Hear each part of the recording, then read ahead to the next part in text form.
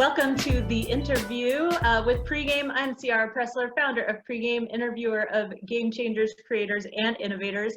Today, I'm really excited to welcome Adam Huttler. I met Adam probably a decade ago when he was executive director at Fractured Atlas, and he has since moved on to do more extraordinary things in the world of starting up creative ideas. Adam, welcome. Thank you so much for having me. It's awesome to be here. At the risk of turning everyone against you early, please tell us where you are.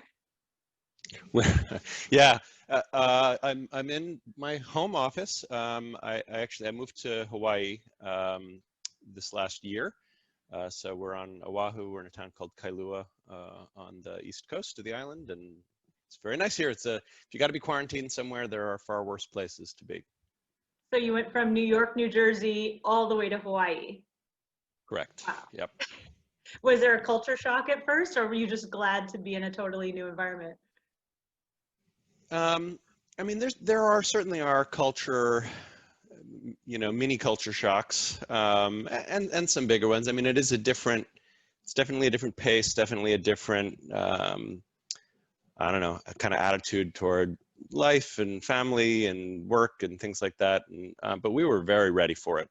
I think I've been going hard at an East Coast pace plus for a long time now, and it's nice to be in a sort of different setting. I went through that as well when I moved to Portland from New York in 2014, which a lot of people are surprised to hear because I kind of kept it under wraps that I had moved because I wanted people to think I was still in New York because a lot of my clients were still in New York. And so some people still don't know that I am not in New York anymore. But It took a good year or two to recover from some of the culture shock for me. Yeah. But yeah, it's good. It's I think the further you move west, you kind of continue to get a little more mellow, and we're probably close to peak mellow. I don't know, maybe you got to like American Samoa or something, you'd be a little more. But then once you cross the international date line, then all bets are off. It all goes back. If you hit Singapore, you're just back at the right. Forget it. Right, you're even right. You've wrapped around. Yeah. Literally. Well, let's start out by talking about what's on everyone's minds right now, which is the world that has rapidly changed overnight due to coronavirus, and it's had, quite an outsized impact on arts organizations. I'm curious what you've been seeing and hearing from your vantage point, your network, about how nonprofits, and specifically maybe arts nonprofits, are navigating this right now. Boy, well, I mean, I should say I'm a couple of years removed from being really in the thick of it in that world. So I want to be careful not to kind of claim expertise or perspective that's beyond what I do have. But I still, of course, have a lot of friends and contacts and some insights, both from my time at Fractured Atlas and also from my time at Exponential Creativity Ventures. Look, it's rough. I mean, it's rough for a lot of people. It's rough for restaurants. It's rough for retail stores. It's, I think, I don't know that it's any harder for arts organizations, but it's pretty darn hard for arts organizations, especially when you consider that so many of them were kind of right on the razor's edge, survival to begin with. In some sense, I wonder if this may be the sort of final shock to the system that really triggers some major turnover in kind of what organizations exist and which ones are thriving in the future and which ones are maybe going to be put to bed. The nonprofit model has some weird sort of buffers and cushions in place that can sometimes protect zombie organizations from and allow them to kind of go on forever. And I don't know, maybe it takes something like this sometimes to force some change that was coming anyway. I'm trying to put a positive spin on things a little bit, or at least a more future-oriented one.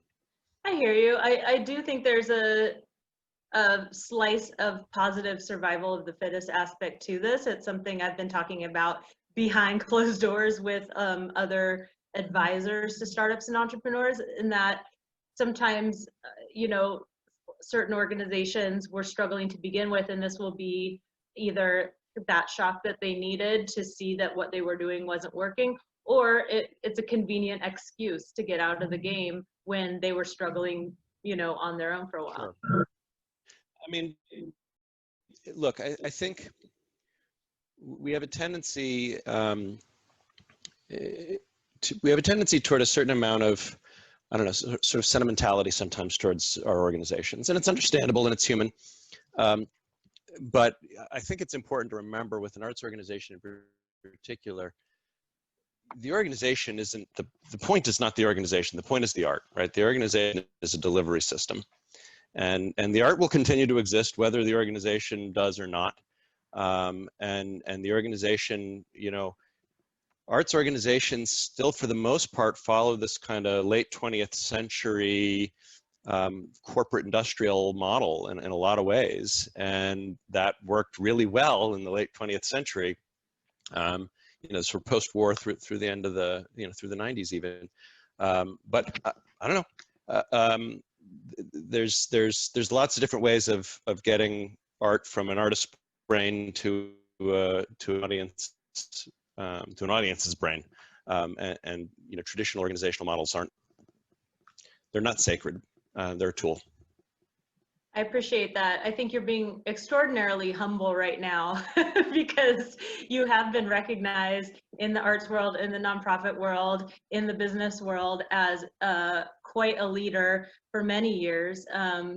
You were a Crain's New York Business 40 under 40. I'm gonna venture a guess you're over 40 now, so no shade to that, but you've been recognized for a very long time. It was funny. I think when I got that Crain's thing, I suspect I had the dubious honor of being the oldest 40 under 40 in my class. I was like 39 and 9 months or something. And by the time the party had happened, I was already 40. So yeah, no, I'm over 40 now, but it was a nice recognition. I did the same thing. I always wanted that, and I got the Portland 40 under 40 when I was like 39 and a half. So it's like right after the line. Yep. You know what? Just you don't have to tell anyone. Yeah. Still counts, round down. But yeah, I mean, when I met you, doing some consulting work and collaboration with Fractured Atlas on certain initiatives, I was so struck by my perception of the way you led the organization, which was sort of like a group of separate startups in this incubator whose umbrella happened to be a nonprofit organization. And even beyond that, Fractured Atlas was/is an umbrella organization to all the many startups which are different, arts projects happening nationally.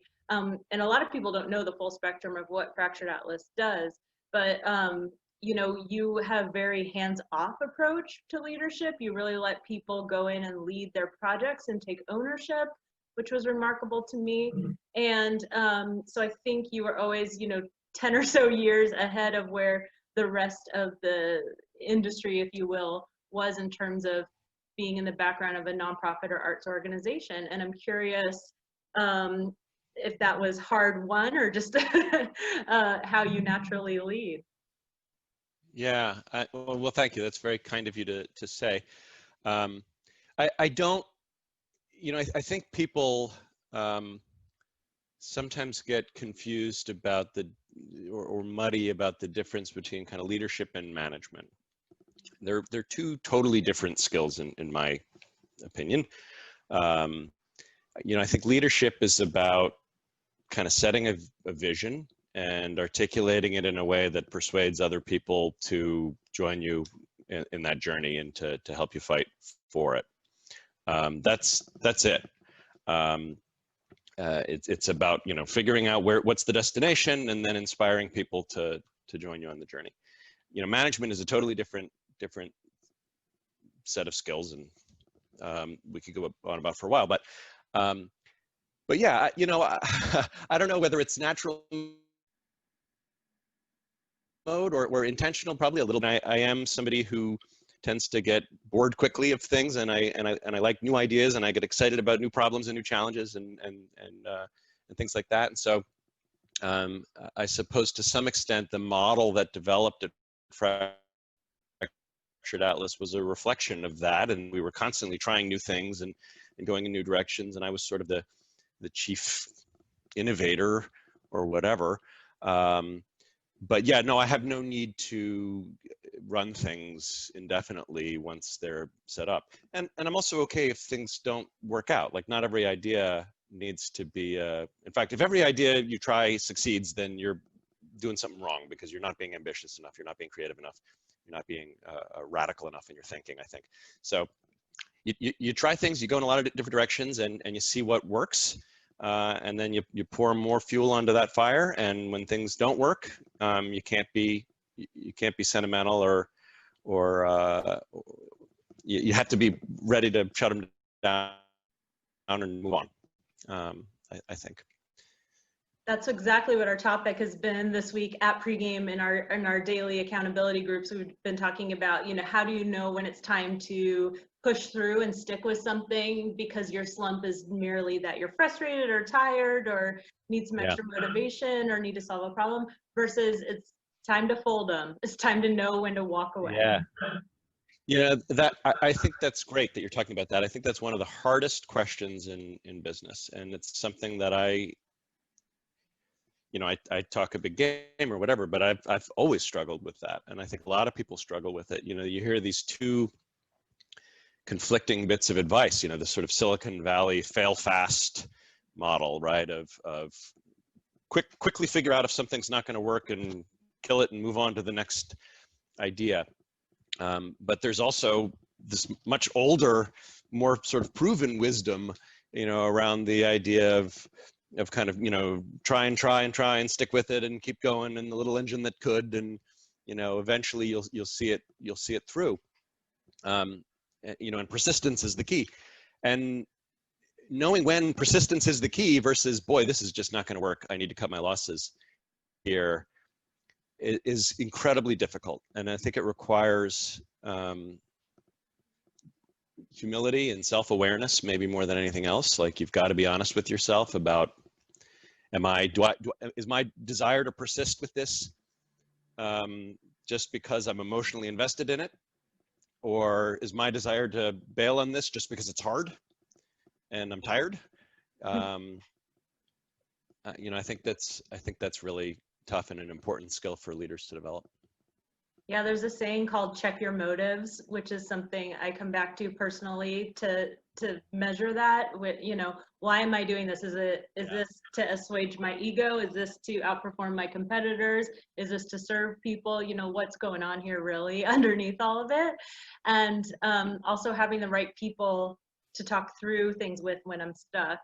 I had one of those conversations last week, and my friend pointed out to me, gently but firmly, that my motives were in opposition to each other, like my driving mission. And so I have to sit back and maybe do some writing, some diagramming, and figure out what takes priority right now. Yeah, I think I totally agree. You've got to have that person or people who you trust, who know you well enough to be, and who can call you on your shit, or whatever is necessary. In my case, my wife has always been fantastic about that. Always been fantastic about telling me when I'm full of shit, and supporting and encouraging me when I'm not. And whoever that is in your life, I think you need it as an entrepreneur. So let's talk about what you're working on right now. And I suspect that, even though the different projects that you're known for between, Fractured Atlas, say the name for me, the Creative Ventures. Exponential Creativity Ventures. Yes. And then now MonkeyPod. I suspect that the thread is, your fascination with creative ideas that help other people being executed well. Please add to that or correct me. But tell me, what is MonkeyPod? Yeah, so there's a few through lines there. We can touch on it, but to start, yeah. So MonkeyPod it's my new startup. It's what I'm all in on right now, and for the foreseeable future. It's an all-in-one software platform for nonprofit organizations that includes integrated nonprofit accounting, true nonprofit accounting, not like QuickBooks or Xero, but like real nonprofit accounting. CRM, donor management, online fundraising, transaction processing, some collaboration tools, really kind of everything under one roof, totally integrated, no more duplicate data entry, and a lot of the bookkeeping happens by magic, you know, automatically for you. In many ways, it's kind of a productization of kind of the infrastructure that I built at Fractured Atlas over 20 years, and kind of a way of encoding some of the, I don't know, management best and operational best practices that I've either learned, observed, developed over the years, and kind of packaging it all into one super simple to use product that can hopefully empower nonprofits across the whole spectrum of activity. How has nobody invented this yet? Are there products out there and that just have big holes in them, or what's the situation in the marketplace right now? You know, it's funny. Here's one of those through lines, I think.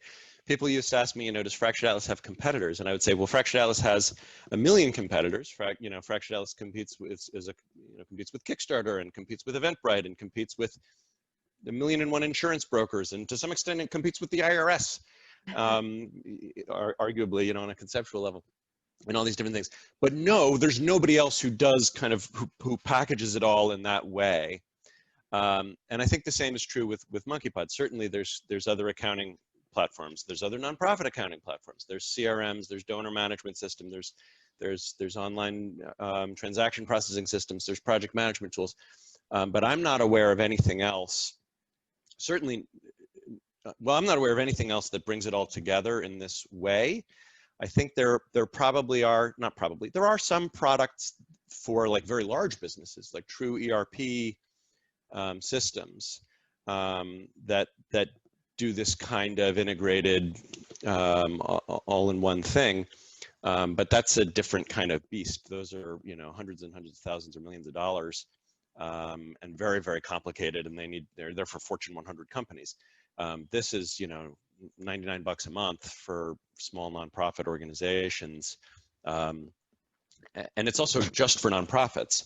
So it's not, you know, so you look at something like Salesforce. I mean, Salesforce is an amazing company. I have a ton of admiration for them, but it's hard to build a CRM for everyone, right? To build one CRM that makes sense for construction companies and doctors' offices and law firms and dance companies, you know, and art galleries. Like they're even the words they use to describe their customers are not the same.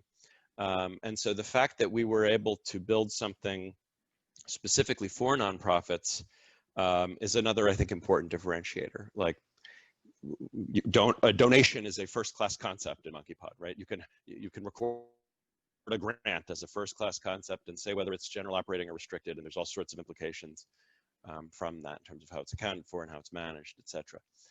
So I don't know why there isn't anything else like this. I think maybe it's because the nonprofit market isn't big enough to be that attractive. It's not an easy thing to build. Like it's a pretty complicated, tricky thing to build, and it requires a lot of domain expertise, which I just happen to have, in addition to being, you know, a sort of self-taught software engineer. So I don't know. There's a weird little Venn diagram thing for me. But I think that's so exciting is when you're a generalist of sorts and you do have some expertise in a lot of different areas or experience, the way that can all come together is really magical and really unique.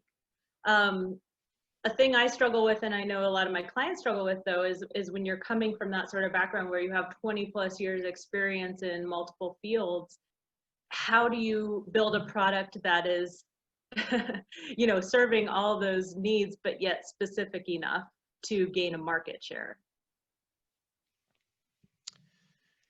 Yeah.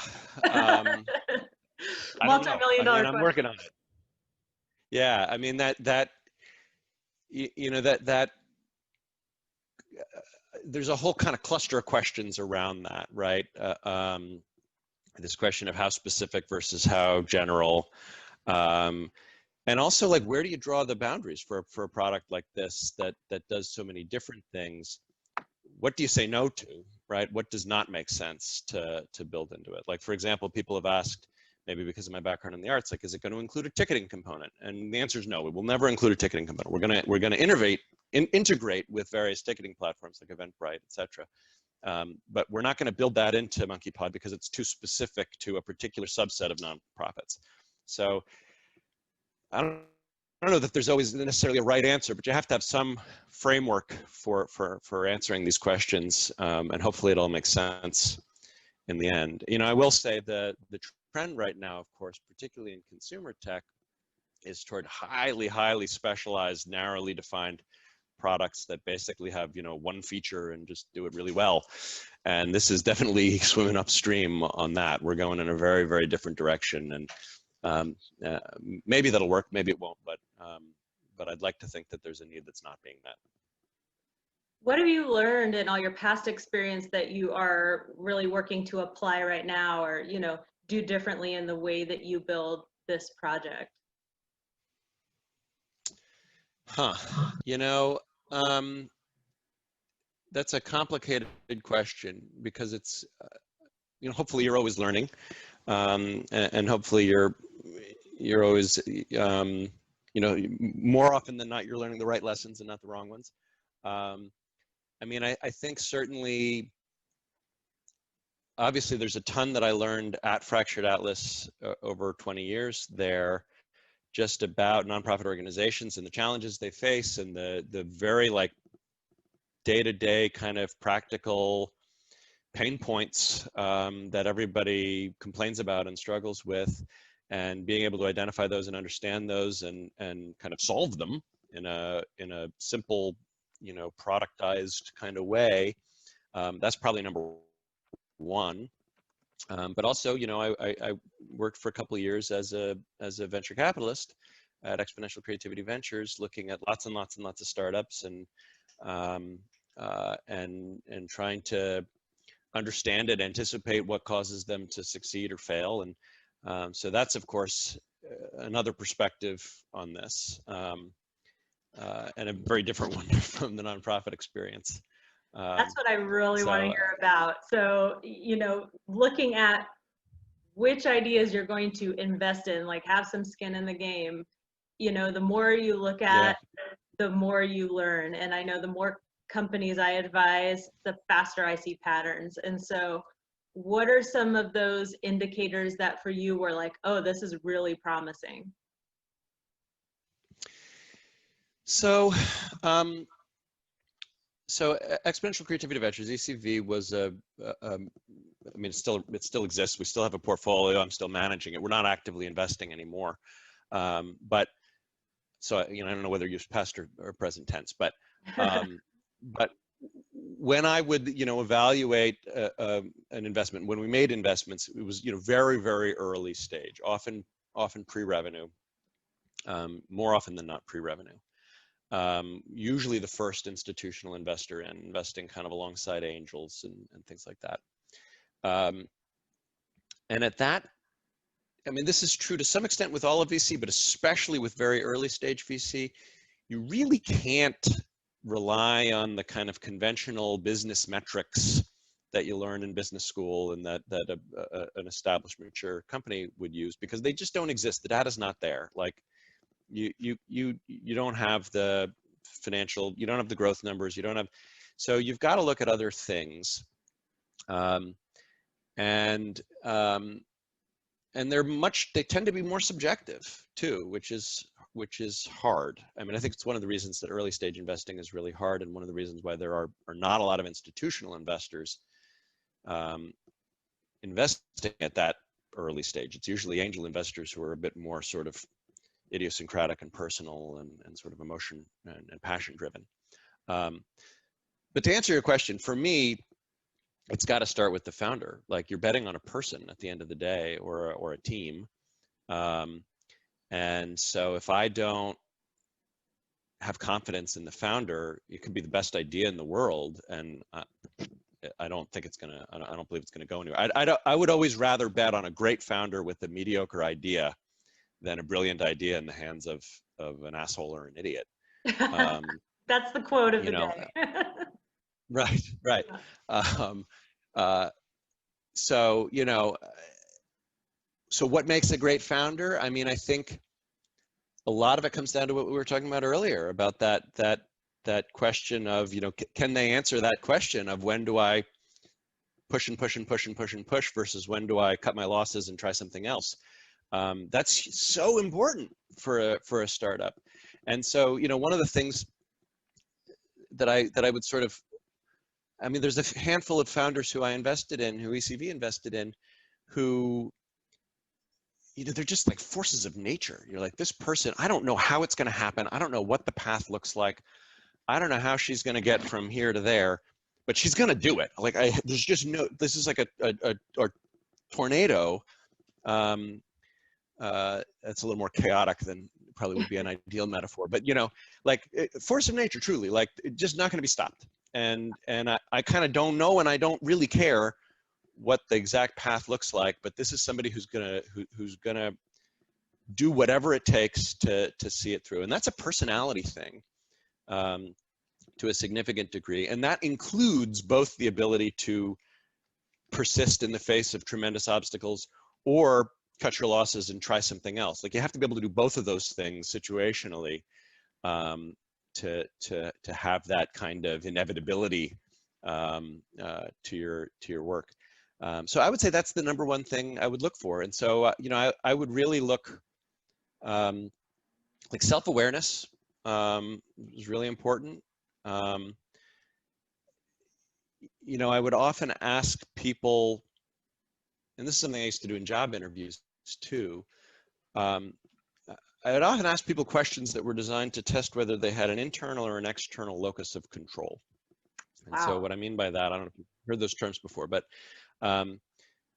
if you have an internal locus of control, you're inclined to attribute outcomes to the things that you did or didn't do, choices you made. An external locus of control, you're inclined to attribute outcomes to environmental factors and the other people around you and the context and whatever.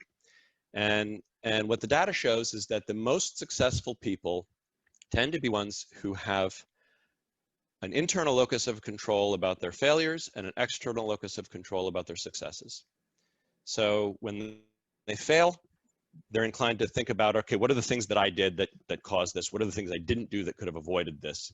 When they succeed, they think about, okay, what are the environmental factors that contributed to this success? What are the other people? What was the context that I was able to find myself in?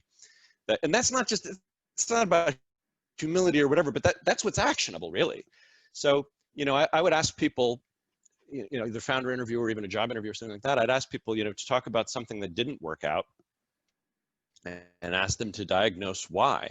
And if somebody comes back to me and says, well, it was a recession and I had this real obnoxious boss who didn't believe in me and my dog died, you know, whatever, right? Like, when they're sort of blaming things outside themselves, that may be entirely true, and that may actually in reality explain 95% of why the thing didn't happen, but none of that stuff is actionable in the future, because you can't control for those factors in that way. So I don't care. I want to know, what did you do? What can you do differently in the future, or what can you not do that you did, you know, whatever.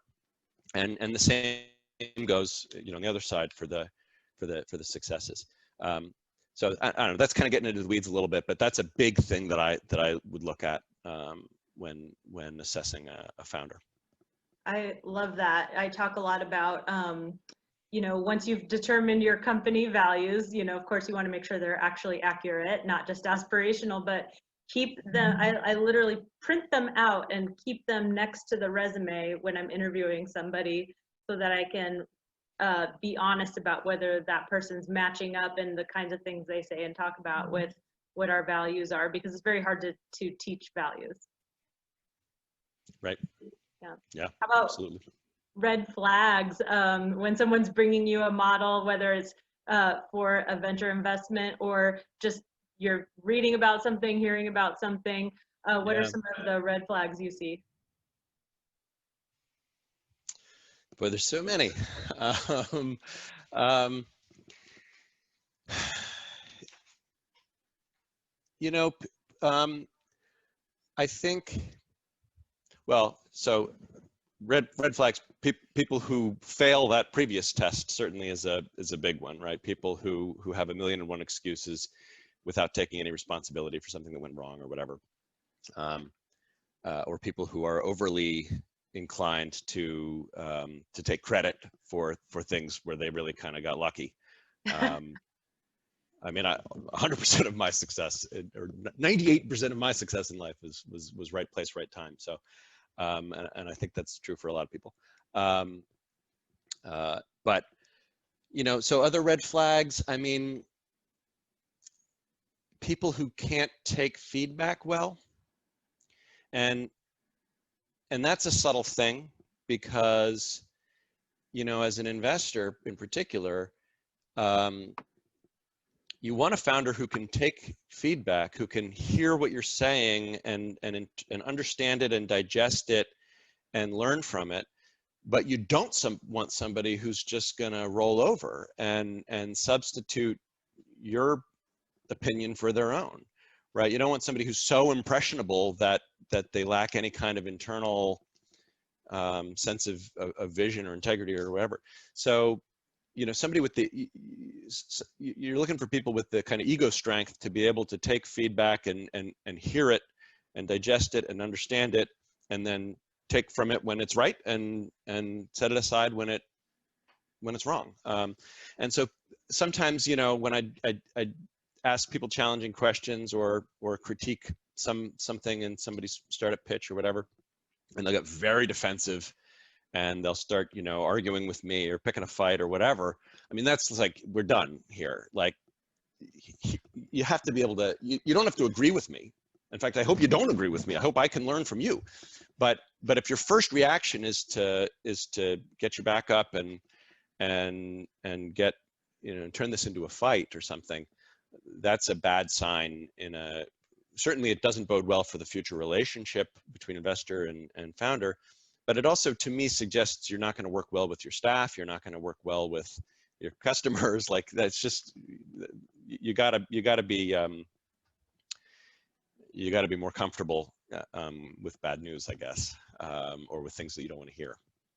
If you have a question for Adam, if you're here in our virtual studio audience, feel free to drop it in the chat box or raise your hand. I know something that comes up a lot with the nonprofit leaders that I work with is managing the board. It's always a challenge. And just any high-level pro tips you have for creating the right board or managing the board you've got. You know, I don't know that I was ever very good at that, to be honest. I think I did a good job of board recruitment and of kind of figuring out what kind of board I wanted to have, or at least I thought I wanted to have, and then finding those people and persuading them to come on board. But there's a real art to managing your board and getting the most out of them that I don't know that I ever really developed that skill. So be very cautious about any advice that I offer, because I'm not only not an expert, I might be like actively bad at this. But that said, I mean, I think I've spent a lot of time thinking about like the dynamic and the relationship between the chief executive and the board, and what's a healthy relationship there, what's sort of optimal there. And it's such a delicate thing because the board cannot be involved in the management of the organization. Like, that's not their job.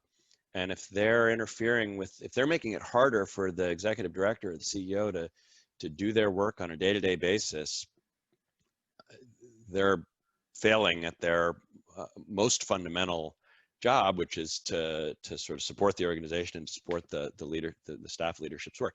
If they have so little confidence in that leadership that they feel the need to kind of meddle in the day-to-day, then they need to fire the CEO and get somebody who they have more confidence in. But at the same time, you don't want them to just be a rubber stamp, or you're wasting this tremendous asset that you have. So, you know, how do you cultivate a board that is authentically engaged and really serve as ambassadors and boosters for the organization, and supports the CEO with, you know, emotionally and intellectually and otherwise, but without getting into the weeds? It's I would say I spent 20 years trying to thread that needle, and with varying degrees of success.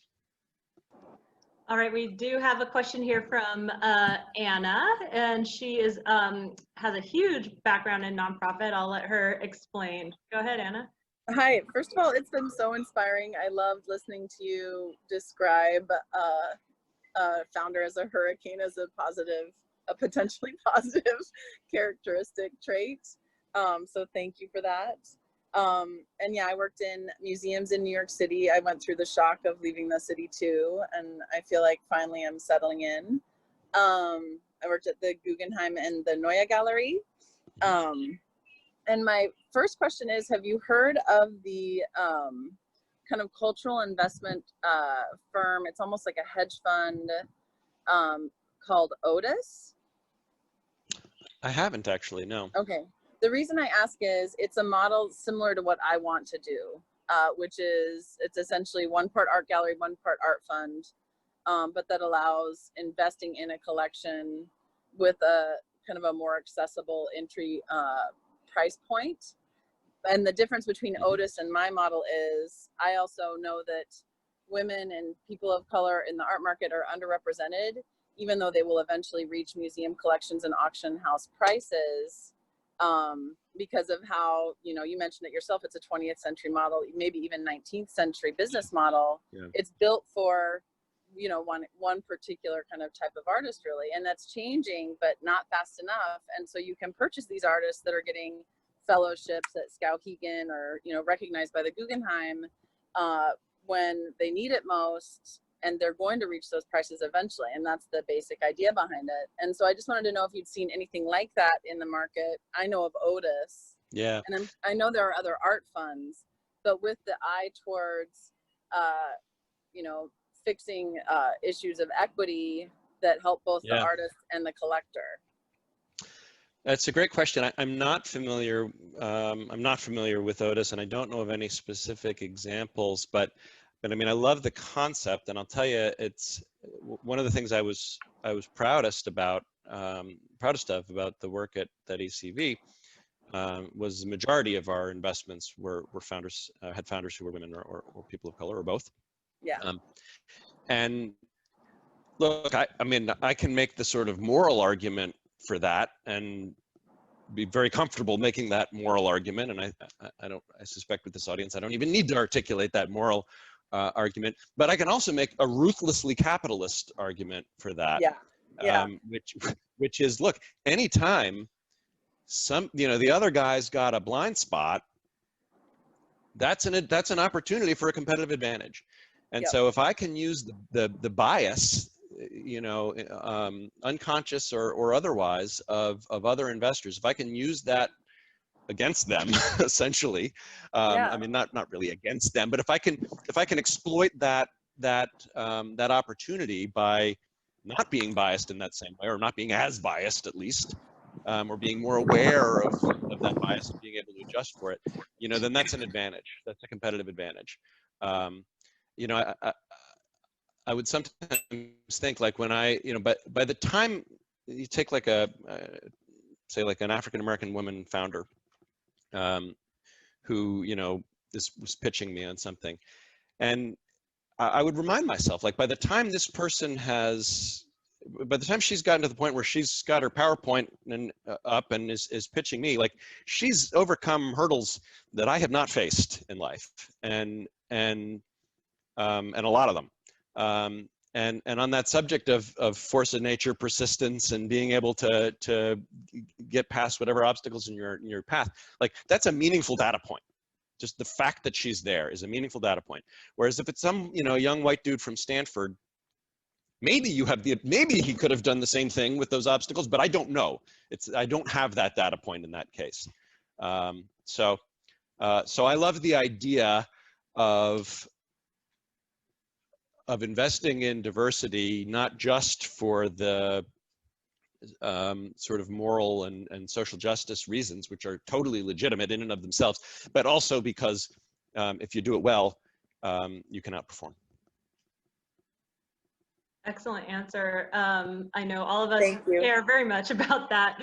And yeah, I mean, the data show that that women and other, you know, traditionally marginalized groups can be more successful in startups because of the way that we navigate difficulty. Mm-hmm. Absolutely. And I think,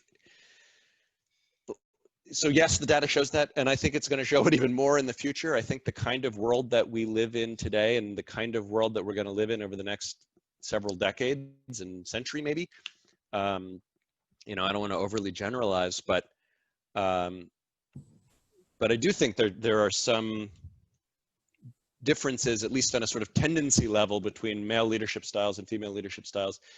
And I would much rather work for a woman, all things being equal. Right now, I think women have those the skills that are needed to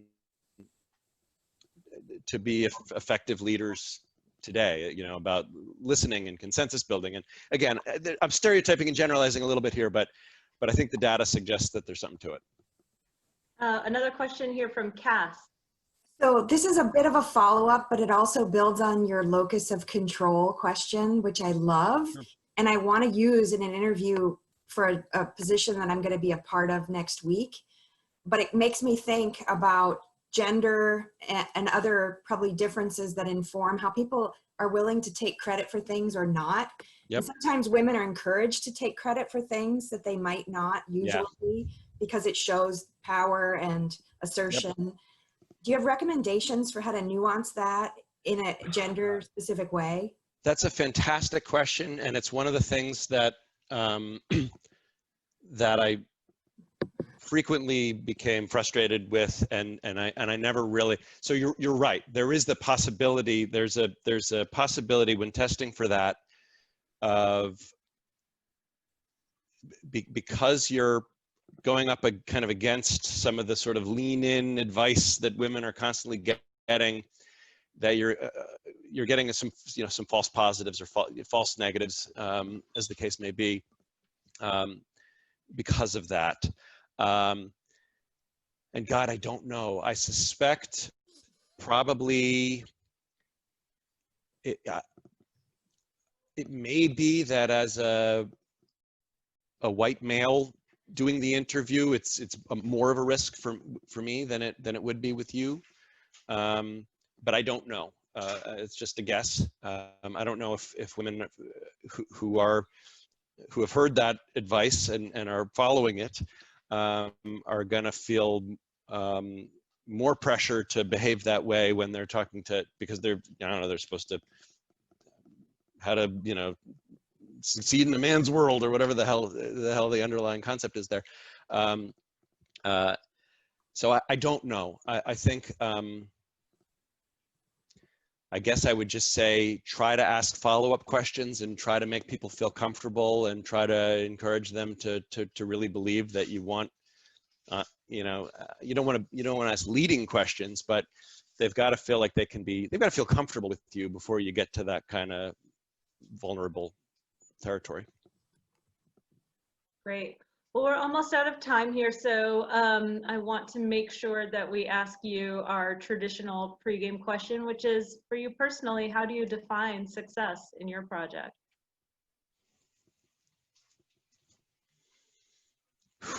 With MonkeyPod specifically, or just in general? In general. I think I don't know that there is one definition. I don't know that there can be one definition. I think it has to be situational and contextual. I think it's important to have a definition, or at least some principles going in, so that you can be honest with yourself about whether you're meeting them or not. I mean, obviously, it's easy it's easy to come up with the quantitative metrics around profits and growth and market share and things like that, and that's legitimate if that's really your motivation. I think most interesting entrepreneurs working on interesting problems or startups have more interesting motivations than that. And so I think, whatever you define as your success, or as your criteria for success, it should authentically line up with whatever really is driving you to do this in the first place. So I think a lot of that comes down to honesty, again, intellectual honesty and self-awareness and integrity, and holding your own feet to the fire. There's no one motivation that's legitimate, right? I mean, almost any motivation is theoretically legitimate. Just be honest with yourself about what it is. What is it that's really driving you, right? If you want this to be some like fun hobby project that, keeps you from getting bored, fine, great. I don't, that's cool with me. I mean, I might not want to invest in it, but I certainly validate it as legitimate. But just be upfront about it and be honest with yourself about it, and align your success metrics accordingly. Well, so for you personally, obviously you could probably slide into an executive director role or a CEO role and have quote unquote stability or, financial reward, but you're taking an enormous risk by doing another startup. And of course you're well equipped to do that, but what's driving you?